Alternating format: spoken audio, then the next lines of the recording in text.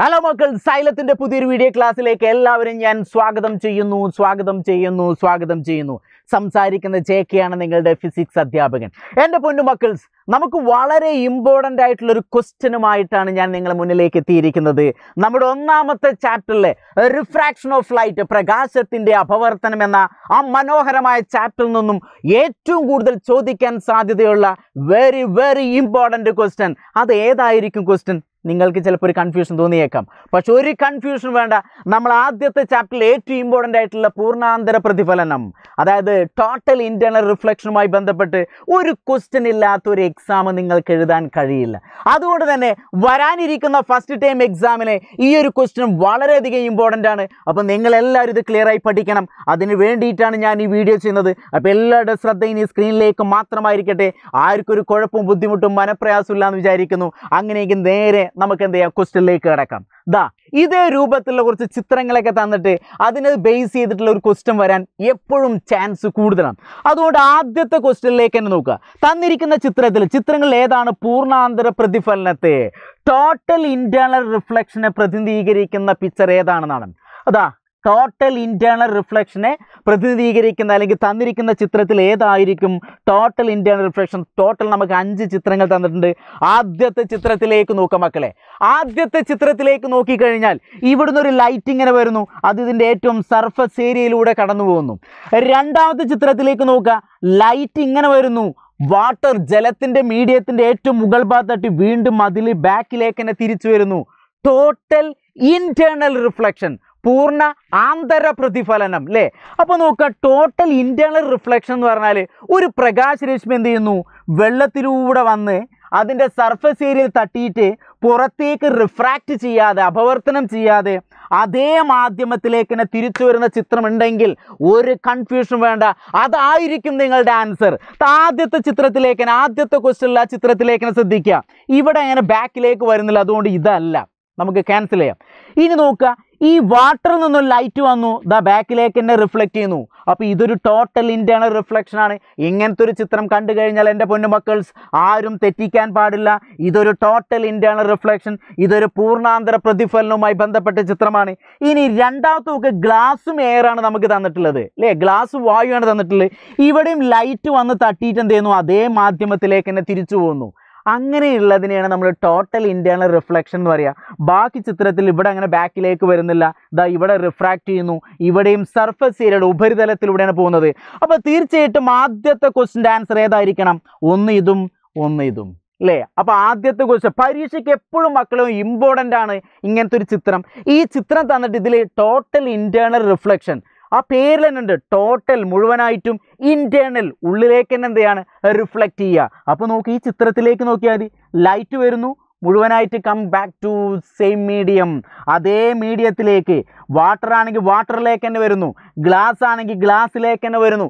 അങ്ങനത്തെ ഒരു ചിത്രം കണ്ടു കഴിഞ്ഞാൽ പിന്നെ ഒരു കൺഫ്യൂഷൻ വേണ്ട, അതാണ് നിങ്ങളുടെ ആൻസർ. അപ്പോൾ ആദ്യത്തെ ക്വസ്റ്റ്യൻ മനസ്സിലായല്ലോ. എത്ര പിക്ചർ തന്നു കഴിഞ്ഞാലും അതിനകത്ത് ടോട്ടൽ ഇന്റേണൽ റിഫ്ലക്ഷൻ അല്ലെങ്കിൽ പൂർണ്ണ ആന്തര പ്രതിഫലനത്തെ പ്രതിനിധീകരിക്കുന്ന ചിത്രം ഏതാണെന്നൊക്കെ ചോദിച്ചാൽ ഒരു കൺഫ്യൂഷനും വേണ്ട, ഓർത്തു വയ്ക്ക്, ഇങ്ങനെയുള്ള ചിത്രങ്ങളായിരിക്കും ആൻസർ എപ്പോഴും. അപ്പോൾ ആദ്യത്തെ ക്വസ്റ്റ്യൻ നിങ്ങൾക്ക് ക്ലിയർ ആയി ഞാൻ വിചാരിക്കുന്നു. അങ്ങനെയെങ്കിൽ രണ്ടാമത്തെ ക്വസ്റ്റ്യനിലേക്ക് നോക്കുക. അങ്ങനെയെങ്കിൽ നോക്കി, ഈ സാഹചര്യത്തിൽ ഗ്ലാസിൻ്റെ ക്രിട്ടിക്കൽ ആംഗിളാണ് നമുക്ക് കാണേണ്ടത്. Critical angle. അപ്പോൾ നിങ്ങൾ ഈ ചിത്രത്തിനകത്തേക്ക് നോക്കുക. ക്രിട്ടിക്കൽ ആംഗിൾ എന്ന് പറഞ്ഞാൽ ഒരൊറ്റ കാര്യം നിങ്ങൾ ശ്രദ്ധിച്ചാൽ മതി. ക്രിട്ടിക്കൽ ആംഗിൾ എന്ന് പറഞ്ഞാൽ ഇതിപ്പോൾ ലൈറ്റ് റിഫ്രാക്റ്റ് ചെയ്ത് പോകുന്നു. നമ്മൾ ഈ ലാസ്റ്റ് പിക്ചറിലേക്ക് നോക്കുക, ഇവിടുന്ന് ഒരു ഇൻസിഡൻ്റ് റേ വരുന്നു, ഇത് റിഫ്രാക്റ്റ് ചെയ്ത് പോകുന്നു. ഇവിടെയുള്ള ആംഗിൾ എന്ന് പറഞ്ഞാൽ ഏകദേശം അല്ലേ ഒരു 90 ഡിഗ്രി വരില്ല. 90 ഡിഗ്രി വരുന്ന ലൈറ്റുകൾ 90 ഡിഗ്രിയിൽ വരുന്ന, അതായത് ഇത് ഇൻസിഡൻ്റ് ആംഗിളാണ്. അപവർത്തന കോൺ റിഫ്രാക്റ്റഡ് ആംഗിൾ 90 ഡിഗ്രി വരുന്ന ചിത്രം ഏതാണോ അതാണ് എന്ത്, ആ വരുന്ന ചിത്രത്തിലെ പതനക്കോണിനെ നമ്മൾ പറയുന്ന പേര്, ഇൻസിഡൻ്റ് ആംഗിളിനെ നമ്മൾ പറയുന്ന പേരാണ് ക്രിട്ടിക്കൽ ആംഗിൾ. അപ്പോൾ മക്കൾ ഇവിടെ നോക്കുകയുള്ളൂ, ജസ്റ്റ് എല്ലാവരും നോക്കുക. എപ്പോഴും നമുക്ക് ഗ്ലാസും വാട്ടറും മാത്രമേ പരീക്ഷയ്ക്ക് വരുള്ളൂ, അതുകൊണ്ട് ഈ ഒരു ചിത്രം മാത്രം നിങ്ങൾ പഠിച്ചാൽ മതി. ഇപ്പം ഇവിടെ കണ്ടില്ലേ, ഇതാണ് റിഫ്രാക്റ്റഡ് ആംഗിൾ എന്ന് പറയുന്നത്, അത് 90 ഡിഗ്രിയാണ്. അപവർത്തന കോൺ 90 ഡിഗ്രി ആവുന്ന സമയത്ത് മക്കളെ ഈ പോയിന്റാണ് ശ്രദ്ധിക്കേണ്ടത്. അപവർത്തന കോൺ 90 ഡിഗ്രി 90 ഡിഗ്രി ആവുന്ന സമയത്ത് ഈ മാധ്യമത്തിലെ പതനക്കോണിനെ പറയുന്ന പേരാണ് ക്രിട്ടിക്കൽ ആംഗിൾ. ഒന്നുകൂടി ഓർത്തേക്കുക, അതായത് റിഫ്രാക്ഷൻ ആംഗിൾ എത്ര ഡിഗ്രി വരണം? 90 ഡിഗ്രി വരണം. ആ സമയത്ത് ഇൻസിഡന്റ് ആംഗിൾ, പതനക്കോൺ ഇൻസിഡന്റ് ആംഗിളിനെ പറയുന്ന പേരാണ് എന്ത്? ക്രിട്ടിക്കൽ ആംഗിൾ എന്ന് പറയാം. അപ്പോൾ ഈ തന്നിരിക്കുന്ന ചിത്രത്തിലൊക്കെ 90 ഡിഗ്രി വരുന്ന ഈ രണ്ട് ചിത്രം മാത്രമേ ഉള്ളൂ, അതാണ് നിങ്ങൾ ശ്രദ്ധിക്കേണ്ടത്. അപ്പോൾ നമുക്ക് ഗ്ലാസിനകത്ത് 90 ഡിഗ്രി വരുന്ന ചിത്രം ഇതാണ്, ഇവിടെ വാട്ടറിനകത്ത് 90 ഡിഗ്രി വരുന്ന ചിത്രം ഇതാണ്. അതുകൊണ്ട് ഇവിടുത്തെ ക്രിട്ടിക്കൽ ആംഗിൾ എന്ന് പറഞ്ഞാൽ ഒരു കൺഫ്യൂഷൻ വേണ്ട, ഇതാണ് നമ്മളെ ക്രിട്ടിക്കൽ ആംഗിൾ. ദാ 42 ഡിഗ്രി ഗ്ലാസിൻ്റെ ക്രിട്ടിക്കൽ ആംഗിൾ, ക്രിട്ടിക്കൽ കോൺ എന്ന് പറഞ്ഞാൽ 42 ഡിഗ്രിയാണ്. ഓർത്ത് വയ്ക്കുക, 42 ഡിഗ്രിയാണ്. വെള്ളത്തിൻ്റെ ക്രിട്ടിക്കൽ ആംഗിൾ എന്ന് പറഞ്ഞാൽ 48.6 ഡിഗ്രിയാണ്. ഈ രണ്ട് പോയിന്റ് എന്തായാലും പഠിച്ചു വയ്ക്കണം. ഇത് എപ്പോഴും പരീക്ഷയ്ക്ക് ചോദിക്കുന്ന ഒരു ക്വസ്റ്റ്യൻ ആണ്. തന്നിരിക്കുന്ന ചിത്രത്തിൽ ടോട്ടൽ ഇന്റേണൽ റിഫ്ലക്ഷൻ, പൂർണ്ണാന്തര പ്രതിഫലനത്തെ സൂചിപ്പിക്കുന്ന ചിത്രം ഏത് വെച്ചാൽ ഇനി ഒരു കൺഫ്യൂഷൻ വരാൻ പാടില്ല. അതോടൊപ്പം തന്നെ തന്നിരിക്കുന്ന ചിത്രത്തിൽ ഗ്ലാസിൻ്റെയും അതേപോലെ തന്നെ വെള്ളം വാട്ടറിൻ്റെയും ക്രിട്ടിക്കൽ ആംഗിൾ, ക്രിട്ടിക്കൽ കോൺ എത്രയെന്ന് ചോദിച്ചാൽ ഓർത്ത് വയ്ക്കുക, ഗ്ലാസിൻ്റെ എത്രയാണ്? 42 ഡിഗ്രിയാണ്. ഇനി വാട്ടറിൻ്റെ ആണെങ്കിൽ എത്രയാണ്? 48.6 ഡിഗ്രി. ഈ രണ്ട് പോയിന്റ് മാത്രമേ നിങ്ങൾക്ക് പഠിക്കാനുള്ളൂ. അപ്പോൾ അത് ജസ്റ്റ് ഒന്ന് ഓർത്ത് വയ്ക്കാം. അപ്പോൾ ഈ തന്നിരിക്കുന്ന സാഹചര്യത്തിൽ, അപ്പോൾ ഈ തന്നിരിക്കുന്ന ചിത്രത്തിൽ ക്രിട്ടിക്കൽ കോൺ കണ്ടല്ലേ, what is the critical angle of glass in the case എന്നാണ് കൊടുത്തിട്ടുള്ളത്. അപ്പോൾ നമുക്ക് എന്താ, ഗ്ലാസിൻ്റെ ക്രിട്ടിക്കൽ ആംഗിൾ എത്രയാണ്? 42 ഡിഗ്രി. ഇതാണ് നമ്മളെ ആൻസർ. ഇനി അതുവേ നിങ്ങളോട് വാട്ടറിൻ്റെ ചോദിക്കുകയാണെങ്കിൽ അതും ഇവിടെ ഓർത്ത് വയ്ക്കുക, എത്രയാണ്? 48.6 ഡിഗ്രിയാണ് വരുന്നത്. അപ്പോൾ ഈ രണ്ട് മാധ്യമങ്ങളുടെയും ഈ രണ്ട് മീഡിയത്തിൻ്റെ ക്രിട്ടിക്കൽ ആംഗിൾ ഒന്ന് പഠിച്ചു വയ്ക്കുക, 42, 48.6 ഡിഗ്രി അല്ലേ? അതും കൂടി ഓർത്ത് വയ്ക്കുക. അങ്ങനെയെങ്കിൽ ഇതുമായി ബേസ് ചെയ്ത് അടുത്തൊരു ക്വസ്റ്റ്യൻ വരാൻ സാധ്യത എന്ന് പറഞ്ഞാൽ ഇത് മാത്രം എന്താണ്? ക്വസ്റ്റ്യൻ നോക്കുക, തന്നിരിക്കുന്ന ചിത്രത്തിലേക്ക് നോക്കുക. അതായത് ഇവിടുന്ന് ഒരു ലൈറ്റ് വരുന്നു, അത് ഇതേ ബാക്ക് അതേ മീഡിയത്തിലേക്ക് തന്നെ തിരിച്ചു വന്നു. ഈ ചിത്രം കണ്ടാൽ ഞങ്ങൾക്ക് ഏതായിരിക്കണം? ടോട്ടൽ ഇന്റേണൽ റിഫ്ലക്ഷൻ, പൂർണ്ണാന്തര പ്രതിഫലനം. അതിലാർക്കും ഒരു കൺഫ്യൂഷൻ വേണ്ട. ഇനി ശ്രദ്ധിക്കേണ്ട അവിടെ വാട്ടറാണ്. വാട്ടറിൻ്റെ ക്രിട്ടിക്കൽ കോൺ എന്ന് പറഞ്ഞാൽ നമ്മൾ പഠിച്ചു, തൊട്ട് മുന്നേ പഠിച്ചു, 48.6 ഡിഗ്രി. ഈ 48.6 ഡിഗ്രിയേക്കാൾ കൂടിയ അളവിലൊരു ലൈറ്റ് വന്നാൽ, പതനക്കോൺ 48.6 ഡിഗ്രിയേക്കാൾ കൂടുതലായിട്ടൊരു ലൈറ്റ് വന്നാൽ എന്ത് സംഭവിക്കുന്നു? അത് അതേ മീഡിയത്തിലേക്ക് തന്നെ, അതേ മാധ്യമത്തിലേക്ക് തന്നെ അത് തിരിച്ച് പ്രതിഫലിച്ച് വരും. അതിനെയാണ് നമ്മൾ ടോട്ടൽ ഇന്റേണൽ റിഫ്ലക്ഷൻ എന്ന് പറയുക. അപ്പോൾ നോക്കുക, ഗ്ലാസിൻ്റെ 42 ഡിഗ്രിയാണ് നമുക്കറിയാം, വാട്ടറിൻ്റെ 48.6 ഡിഗ്രിയാണ് നമുക്കറിയാം. അപ്പോൾ ഇവിടെ തന്നിട്ടുള്ള എത്രയാണ്? 51. അപ്പോൾ 48നേക്കാൾ വലിയ സംഖ്യയല്ലേ? നമ്മൾ ഇൻസിഡൻറ്റ് ആംഗിൾ എന്ന് പറഞ്ഞാൽ 48.6 ഡിഗ്രിയേക്കാൾ കൂടുതലല്ലേ? അതുകൊണ്ട് ഇവിടെ 51 വന്നു. അതുകൊണ്ട് എന്ത് ചെയ്തു? ക്രിട്ടിക്കൽ കോണിനേക്കാൾ കൂടിയ അളവിൽ ഒരു ലൈറ്റ് വന്നാൽ അത് അതേ മീഡിയത്തിലേക്ക് തന്നെ റിഫ്ലക്റ്റ് ചെയ്യുന്നു. അങ്ങനെയെങ്കിൽ ഇവിടെയുള്ള കോൺ 51 ആണെങ്കിൽ ഇപ്പുറത്തെ കോൺ ഡിഗ്രി എത്രയായിരിക്കും? 51 തന്നെ ആയിരിക്കും. അതേ മീഡിയത്തിലേക്ക് തന്നെ വരുന്നു. ഇതാണ് ടോട്ടൽ ഇന്റേണൽ റിഫ്ലക്ഷൻ നമ്മൾ പഠിച്ചിട്ടില്ലേ? ഇനി ഈ ചിത്രത്തിലേക്ക് നോക്കുക. നമ്മളെ ക്വസ്റ്റ്യനെ ബേസ് ചെയ്തും ചിത്രത്തിൻ്റെ ബേസിലുള്ള ക്വസ്റ്റ്യൻ എന്താ? Will the total internal reflection occur ray of light entering from water to air at an angle 50 degree. 50 ഡിഗ്രിയാണ് തന്നിട്ടുള്ളത്. What is the critical angle of water? എന്താണ്? എയർ പെയർ അല്ലേ? വാട്ടർ എയർ പെയറിൽ എങ്ങനെയായിരിക്കുന്നതാണ്? 50 degree കോണളവിൽ വെള്ളത്തിൽ നിന്ന് വായുവിലേക്ക് പ്രവേശിക്കുന്ന ഒരു പ്രകാശകിരണത്തിന് പൂർണ്ണാന്തര പ്രതിഫലനം സംഭവിക്കുമോ എന്നാണ് ചോദ്യം തന്നിട്ടുള്ളത്. എന്തുകൊണ്ട്? ഇനി ജലവായു ജോഡിയിലെ ക്രിട്ടിക്കൽ കോൺ എത്രയെന്നാണ്. അപ്പോൾ നോക്കുക, നമുക്കിവിടെ വാട്ടറും അതേപോലെ തന്നെ എയറും തന്നിട്ടുണ്ട്. അവിടുത്തെ ക്രിട്ടിക്കൽ കോൺ എത്രയാണ് നമുക്ക് ഓൾറെഡി അറിയാം. എത്രയാണ്? 48.6 ഡിഗ്രിയാണ് അല്ലേ? ക്രിട്ടിക്കൽ കോൺ എന്ന് പറഞ്ഞാൽ 48.6 ഡിഗ്രിയാണ്. ഗ്ലാസിൻ്റെ ആണെങ്കിൽ എത്ര ആയിരിക്കും? 42 ഡിഗ്രി ആയിരിക്കും. ഇതൊക്കെ നമുക്കറിയാം. ഇനി അതിനേക്കാൾ കൂടിയ അളവിൽ ലൈറ്റ് വന്നാൽ തീർച്ചയായിട്ടും അവിടെ എന്ത് സംഭവിക്കും? ഒരു റിഫ്ലക്ഷൻ സംഭവിക്കും. റിഫ്രാക്ഷൻ അല്ല, പ്രതിഫലനം സംഭവിക്കും. അത് ഏതായിരിക്കും? ടോട്ടൽ ഇന്റേണൽ റിഫ്ലക്ഷൻ ആയിരിക്കും. അപ്പോൾ നമ്മൾ ക്വസ്റ്റിനകത്ത് എന്ന് പറഞ്ഞാൽ ഇവിടെ എന്താണ്? Will the total internal reflection occur for ray of light entering from water to air? വാട്ടറിൽ നിന്ന് വെള്ളത്തിൽ നിന്ന് എയറിലേക്ക് ഒരു ലൈറ്റ് പാസ് ചെയ്ത് കഴിഞ്ഞാൽ അവിടെ ഒരു പൂർണ്ണാന്തര പ്രതിഫലനം സംഭവിക്കുമോ എന്നാണ് ചോദ്യം. തീർച്ചയായിട്ടും സംഭവിക്കും.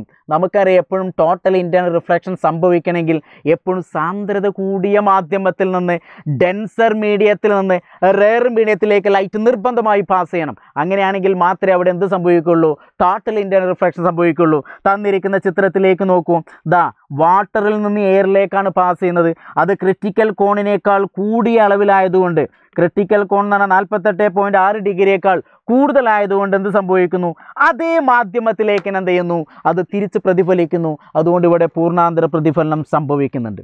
ഇനി അതോടൊപ്പം തന്നെ നമ്മളോട് what is the critical angle for the water air pair? Water air pair, അതായത് ജലവായു ജോഡിയിലെ ക്രിറ്റിക്കൽ കോൺ എത്രയെന്ന് ചോദിച്ചാൽ അത് ഓൾറെഡി നമുക്കറിയാം എത്രയാണ്? 48.6 ഡിഗ്രി അല്ലേ? നമ്മൾ തൊട്ട് മുന്നേ പഠിച്ചിരുന്നു.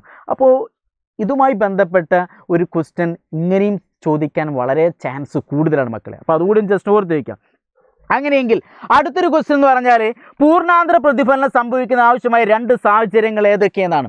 പൂർണ്ണാന്തര പ്രതിഫലനം ടോട്ടൽ ഇൻറ്റേർണൽ റിഫ്ലക്ഷൻ നടക്കണമെങ്കിൽ മിനിമം നമുക്ക് 2 കണ്ടീഷൻ മസ്റ്റാണ്. ഏതാണ് ആ 2 കണ്ടീഷൻ? ഒന്ന്, എപ്പോഴും എവിടുന്ന് ലൈറ്റ് പാസ് ചെയ്യണം? ഡെൻസർ മീഡിയത്തിൽ നിന്ന് റെയർ മീഡിയത്തിലേക്കാണ് ലൈറ്റ് പാസ് ചെയ്യേണ്ടത്. എപ്പോഴും പ്രകാശം സഞ്ചരിക്കുന്നത് സാന്ദ്രത കൂടിയ മാധ്യമത്തിൽ നിന്ന് കുറഞ്ഞ മാധ്യമത്തിലേക്ക്. വെള്ളത്തിൽ നിന്നാണ് ലൈറ്റ് പാസ് ചെയ്യുന്നത്, ഇവിടെ ഗ്ലാസിൽ നിന്നാണ് ലൈറ്റ് പാസ് ചെയ്യുന്നത്. അപ്പോൾ എപ്പോഴും 2 കണ്ടീഷൻ ഓർത്തേക്ക് എങ്ങനെ ആയിരിക്കണം? Denser medium to rare medium, സാന്ദ്രത കുറഞ്ഞ മാധ്യമത്തിൽ നിന്ന് കുറഞ്ഞ മാധ്യമം. ഒരു കണ്ടീഷൻ അതാണ്. രണ്ടാമത്തെ കണ്ടീഷൻ എപ്പോഴും എന്തായിരിക്കണം? ക്രിട്ടിക്കൽ കോണിനേക്കാൾ കൂടിയ അളവായിരിക്കണം. ഗ്ലാസിൻ്റെ ക്രിട്ടിക്കൽ കോൺ എന്ന് പറഞ്ഞാൽ 42 ഡിഗ്രി, അപ്പോൾ അതിനേക്കാൾ കൂടിയ അളവിലായിരിക്കണം. അപ്പോൾ ഇവിടെ 44 ആണ്. ഇനി ജലത്തിൻ്റെ ക്രിട്ടിക്കൽ കോൺ എന്ന് പറഞ്ഞാൽ 48.6 ഡിഗ്രിയാണ്, അപ്പോൾ അതിനേക്കാൾ കൂടിയ അളവാണ് 51 എന്നുള്ള വന്നിട്ടുള്ളത് അല്ലേ? അപ്പോൾ നമ്മൾ മനസ്സിലാക്കേണ്ടത് ഈ 2 കണ്ടീഷൻ ഉണ്ടെങ്കിൽ മാത്രമേ എന്ത് സംഭവിക്കുള്ളൂ? ടോട്ടൽ ഇൻറ്റേർണൽ റിഫ്ലക്ഷൻ സംഭവിക്കുള്ളൂ. അല്ലാതെ വായുവിലൂടെ വന്നിട്ട് വെള്ളത്തിലേക്ക് കടന്നാൽ അവിടെ എന്ത് സംഭവിക്കുന്നില്ല? ടോട്ടൽ ഇൻറ്റേർണൽ റിഫ്ലക്ഷൻ സംഭവിക്കുന്നില്ല എന്ന് ഓർത്തേക്ക്. അപ്പോൾ ഈ 2 കണ്ടീഷൻ ഇതാണ്. ഈ 2 കണ്ടീഷൻ വളരെ ഇമ്പോർട്ടൻ്റ് ആണ്. ഇതും പരീക്ഷയ്ക്ക് ചോദിക്കുക. എന്താണ്? The light ray should passes from denser medium to rare medium.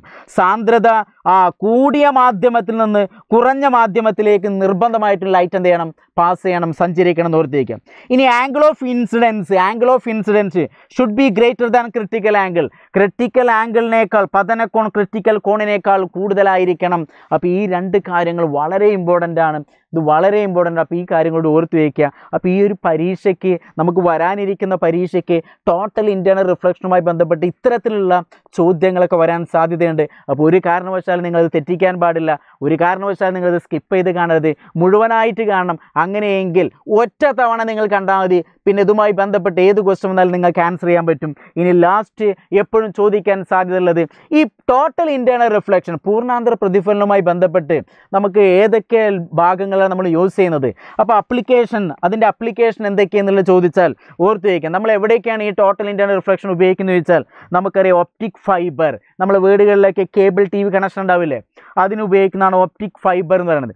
ഇനി ഡയമണ്ടിനകത്തുള്ള തിളക്കം, ഡയമണ്ട് വജ്രത്തിലേക്ക് നോക്കിക്കഴിഞ്ഞാൽ എപ്പോഴും ലൈറ്റ് തട്ടി ഇങ്ങനെ തിളങ്ങാനുള്ള കാരണം ഇതിനകത്ത് ടോട്ടൽ ഇൻറ്റേർണൽ റിഫ്ലക്ഷൻ നടക്കുന്നതുകൊണ്ടാണ്.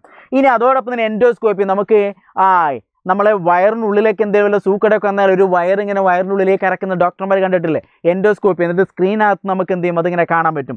അതിന് നമ്മൾ പറയുന്ന ഇവർ എൻഡോസ്കോപ്പി. അപ്പോൾ ഈ പേരുകളൊക്കെ ഓർത്തേക്കുക. ഒപ്റ്റിക് ഫൈബറിൽ നമ്മൾ ടോട്ടൽ ഇൻറ്റേർണൽ റിഫ്ലക്ഷൻ ആണ്.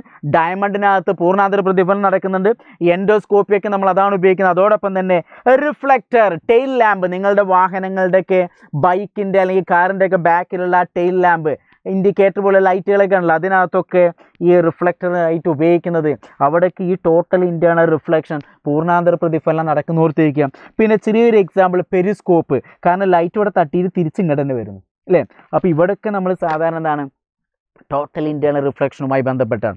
അപ്പോൾ നമുക്ക് ഈ ഒരു ചാപ്റ്ററിനകത്ത് ഒന്നാമത്തെ ചാപ്റ്റർ റിഫ്രാക്ഷൻ ഓഫ് ലൈറ്റ് എന്ന ചാപ്റ്ററിനകത്ത് മോസ്റ്റ് ഇമ്പോർട്ടൻ്റ് ആയിട്ടുള്ളൊരു ക്വസ്റ്റ്യൻ ആണ് ടോട്ടൽ ഇൻറ്റേർണൽ റിഫ്ലക്ഷൻ, പൂർണ്ണാന്തര പ്രതിഫലനം. ഇതുമായി ബേസ് ചെയ്തിട്ട് വരാൻ അല്ലെങ്കിൽ ചോദിക്കാൻ സാധ്യതയുള്ള മാക്സിമം ക്വസ്റ്റ്യനാണ് നമ്മൾ ചെയ്തത്. അപ്പോൾ നിങ്ങൾ പഠിക്കേണ്ട 2 കാര്യങ്ങൾ ഞാൻ നിർബന്ധമായിട്ട് പറയുന്നു. ഗ്ലാസിൻ്റെ ക്രിട്ടിക്കൽ കോൺ 42 ഡിഗ്രി 42 ഡിഗ്രിയാണ്. വാട്ടറിൻ്റെ ക്രിട്ടിക്കൽ ആംഗിൾ, ക്രിട്ടിക്കൽ കോൺ എന്ന് പറഞ്ഞാൽ 48.6 ഡിഗ്രിയാണ് ഓർത്തിരിക്കുക.